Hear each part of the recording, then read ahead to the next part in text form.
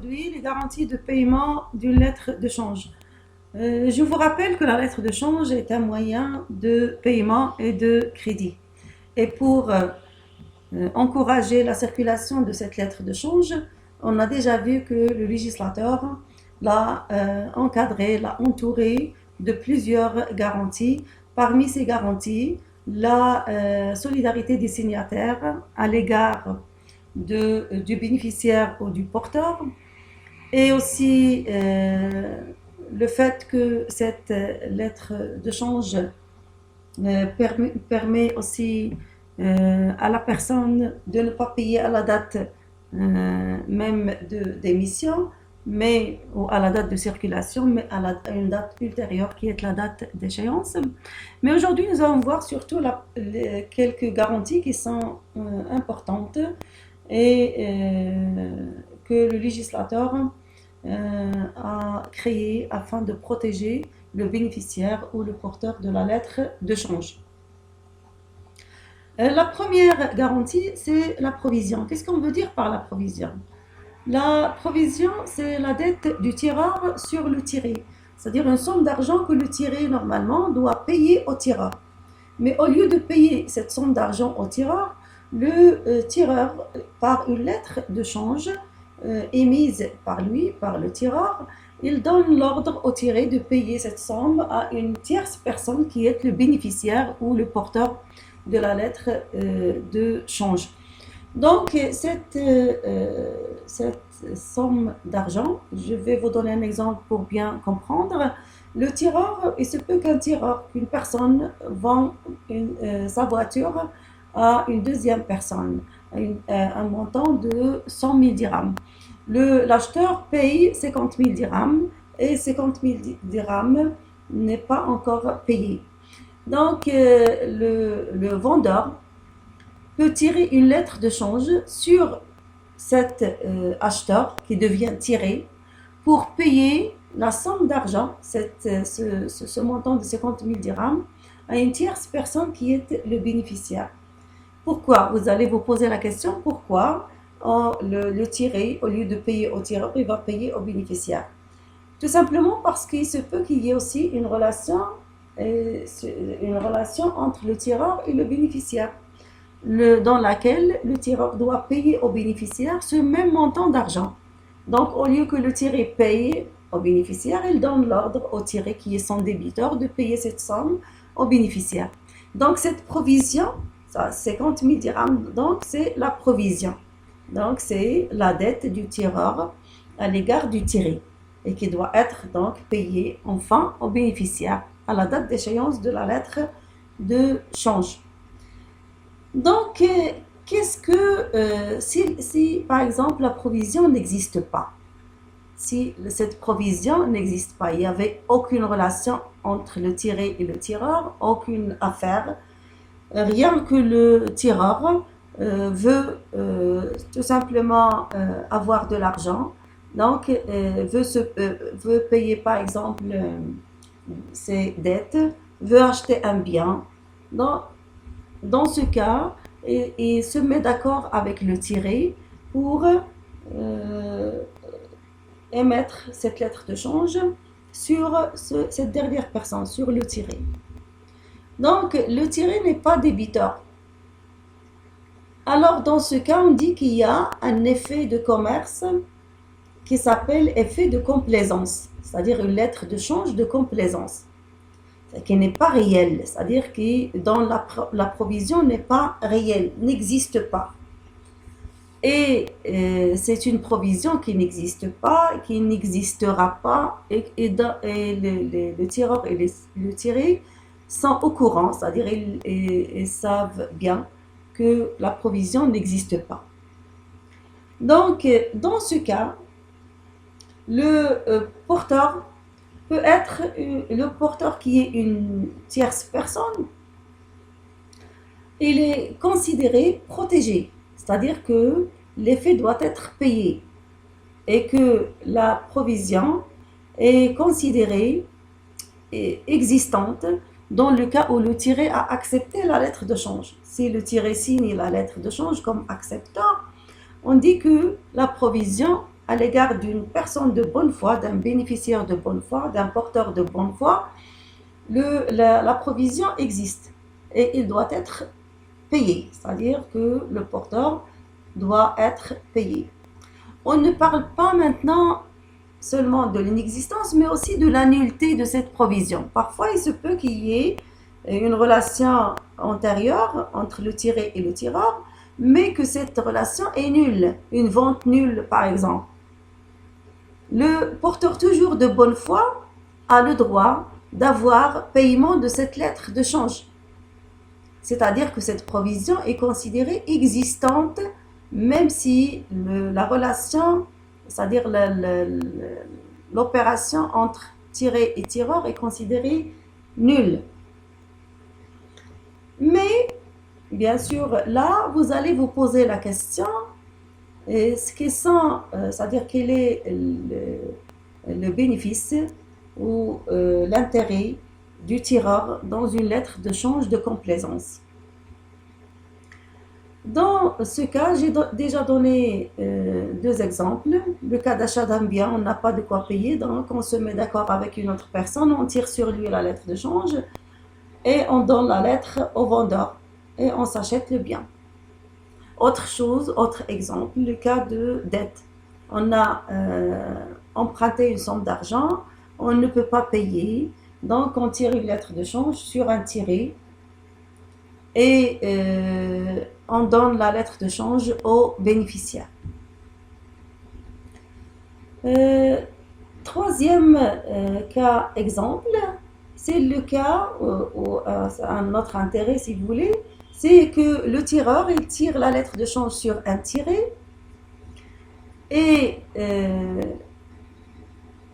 dans laquelle il devient lui-même bénéficiaire. C'est-à-dire, il tire la lettre de change sur un tiré, mais pour en bénéficier lui-même. C'est-à-dire que le tireur devient en même temps tireur et bénéficiaire.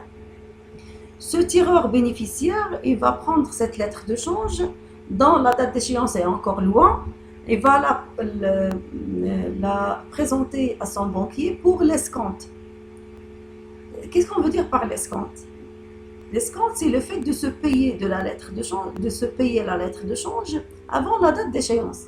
Le tireur a besoin d'argent, il tire la lettre de change avec accord du tiré, il tire sur lui la lettre de change, même s'il n'y a pas provision, et afin que le tireur soit en même temps bénéficiaire, et donc il va escompter cette lettre de change, la présenter à son banquier et avoir le montant d'argent avant la date d'échéance. La banque devient donc porteur, il va attendre la date d'échéance pour avoir le paiement de la lettre de change. Et là, vous allez dire pourquoi, donc quel est l'intérêt du banquier? Le banquier, dans ce cas-là, il va tirer profit de cet escompte. Pourquoi? Parce qu'il ne va pas, c'est-à-dire payer le même montant, mais un montant inférieur au bénéficiaire. Pourquoi? Parce que l'escompte, il est contre, bien sûr, des frais qui se calculent sur la date d'échéance. C'est-à-dire, est-ce qu'il est encore loin ou non? Sur aussi le patrimoine des débiteurs, tireurs et tirés, ce qui sont, c'est-à-dire des patrimoines riches ou non. Donc, c'est-à-dire ces intérêts, ils doivent être bien sûr calculés par le banquier, il va tirer profit, il va prendre des frais. Et donc, ces frais ils sont déduits du montant de la lettre de change. Et le bénéficiaire, il va avoir entre les mains une somme qui est inférieure à ce montant de la lettre de change, et le banquier va tirer tout le montant après de chez le tiré à la fin, c'est-à-dire à la date d'échéance. Donc, comme vous voyez, la provision, c'est une chose qui est matérielle normalement, Mais parfois, il se peut qu'il y ait seulement, c'est-à-dire un accord. Et là, dans ce cas-là, on dit que la lettre de change est considérée nulle, est considérée nulle à cause de la nullité de la cause. Mais, comme je viens de citer, s'il s'agit d'un porteur de bonne foi, il doit être payé de cette lettre de change parce qu'on prend en considération pas seulement la provision, mais surtout l'acceptation du tiré. Mais si la lettre de change n'est pas acceptée, c'est le tireur qui doit payer, bien sûr, le montant d'argent au porteur. Deuxième garantie, c'est l'acceptation. Qu'est-ce qu'on veut dire par l'acceptation? Le fait de tirer une lettre de change sur une personne tirée ne veut pas dire que ce tiré est obligé. Il ne devient obligé que s'il signe la lettre de change. Sa signature est considérée comme acceptation de cette lettre. Et dans ce cas, il devient débiteur principal de la lettre de change à côté du tireur. Alors, quelles sont les conditions de cette acceptation? Les conditions de fond, généralement, on saute ces conditions de fond, mais normalement, parce qu'elles sont connues par tout le monde, c'est-à-dire la capacité, on doit être majeur ou un mineur émancipé, la cause, l'objet, qui doit être toujours une somme d'argent, et le consentement des parties. Mais les conditions de forme, c'est la signature du tiré au recto de la lettre de change. C'est sa signature au recto de la lettre de change. Cette signature, il peut être accompagnée d'une expression acceptée, c'est-à-dire que la formule acceptée. Et sinon, même si par exemple on n'a pas cité cette formule, la seule signature du tiré au recto de la lettre de change veut dire qu'il a accepté la lettre de change et qu'il devient donc un tiré accepteur, obligé de payer la lettre de change à la date d'échéance. Mais s'il n'a pas accepté, s'il n'a pas signé la lettre de change comme accepteur, il se peut qu'il reste encore débiteur au tireur, mais il n'est pas soumis à la loi, c'est-à-dire à la loi ou au code de commerce réglementant les effets de commerce, c'est-à-dire la loi Cambière ou le droit Cambière.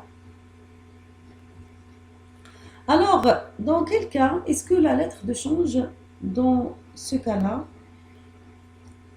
est-ce qu'il doit être toujours signé par le tiré? On a dit que la lettre de change peut être refusée par le tiré.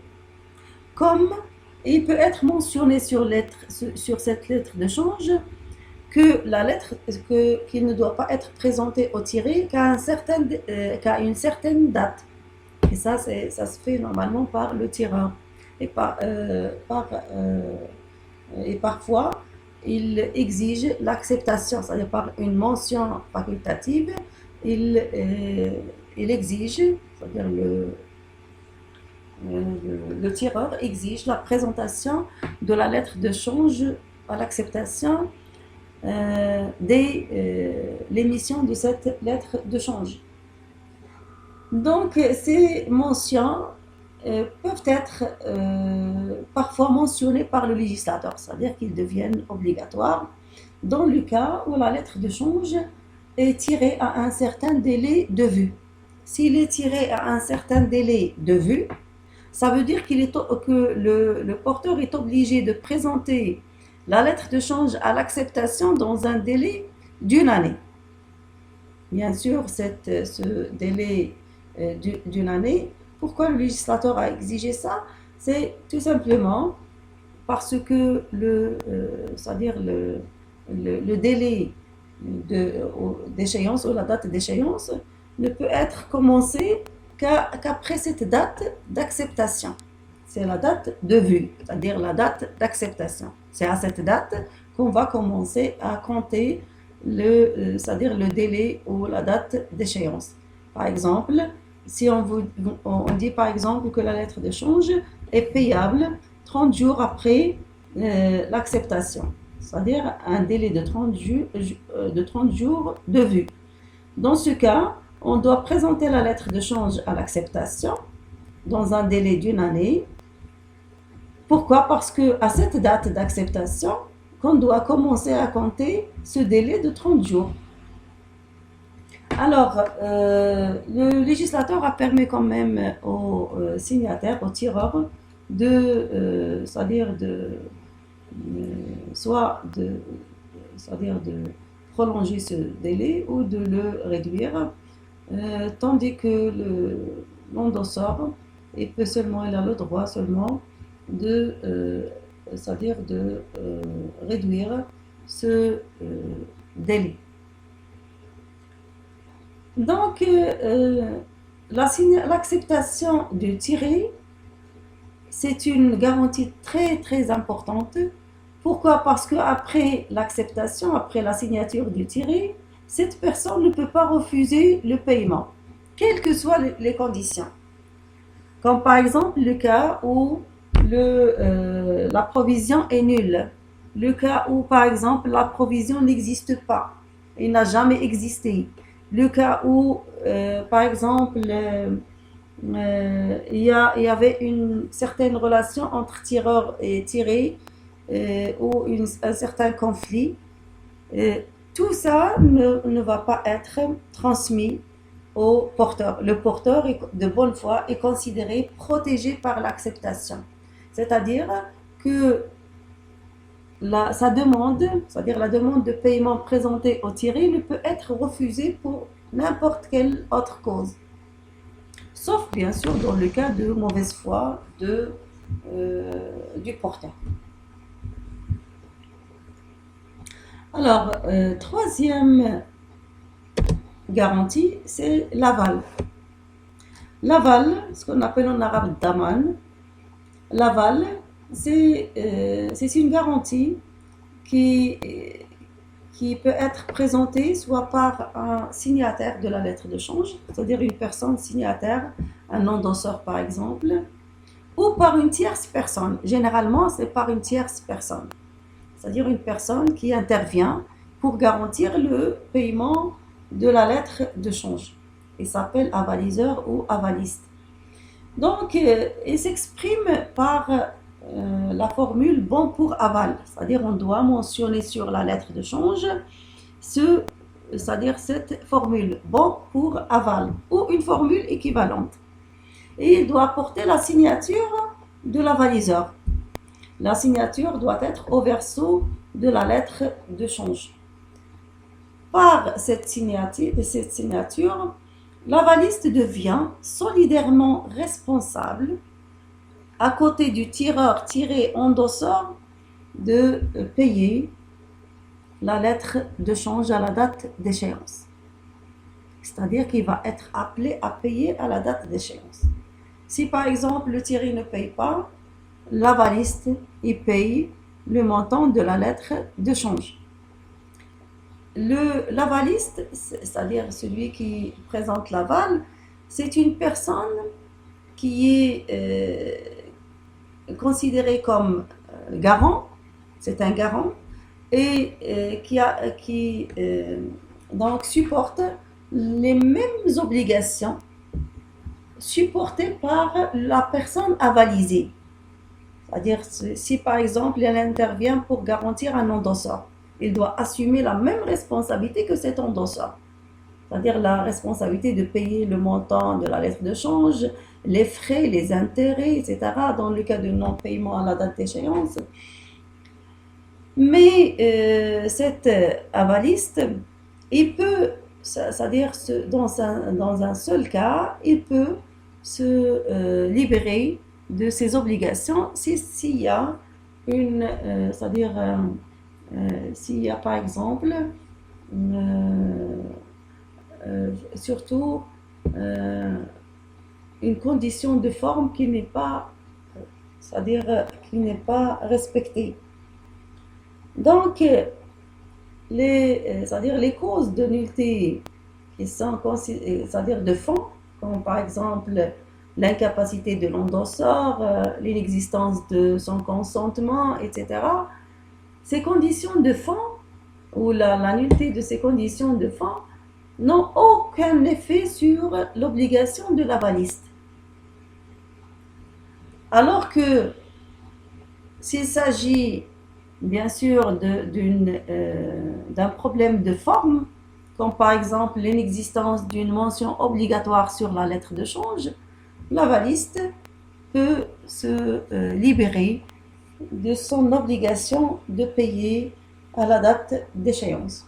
Donc ce sont des garanties mentionnées et apportées par le législateur afin de garantir au porteur le paiement de la lettre de change. Il peut dans ce cas donc demander soit le paiement à cause de l'existence de la provision, c'est-à-dire le paiement dans le cas où il y a provision, le paiement par un accepteur même s'il n'y a pas provision, et enfin le paiement par un avaliste qui intervient pour garantir le paiement de la lettre de change. Donc c'est tout pour cette séance, et la séance prochaine on va voir